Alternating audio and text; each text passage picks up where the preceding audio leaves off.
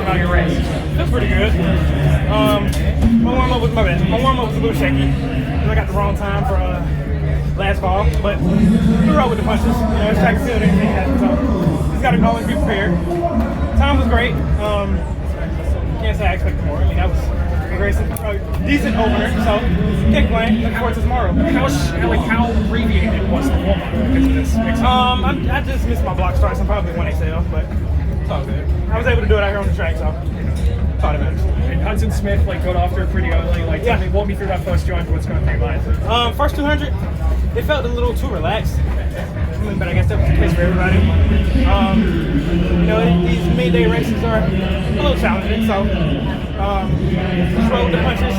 I'm just glad that it was a very clean race for everybody.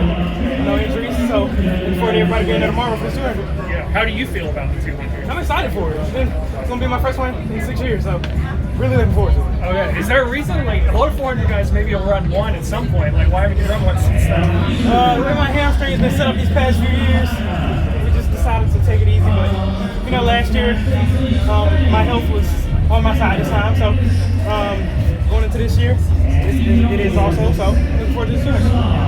What about the atmosphere? I love it. Yeah. I love it. The weather's nice. The audience is spectacular. You know that feeling of almost a hometown crowd is out here because everybody just loves track and field.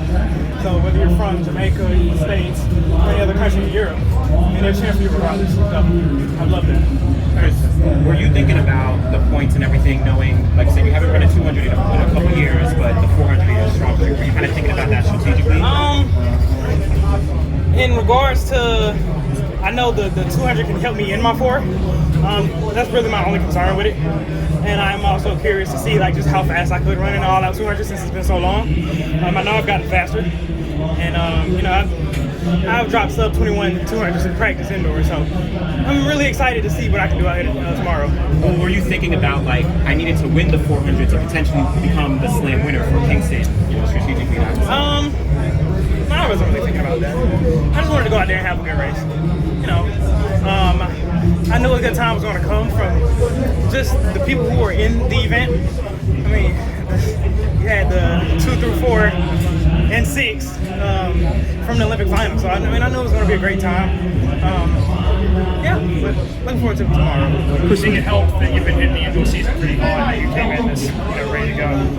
Yeah, I feel like that did give me some sort of edge because a lot of these guys that just opened up in their open event. So indoor has definitely gotten my legs warm for outdoor, but now it's just all about managing what I do.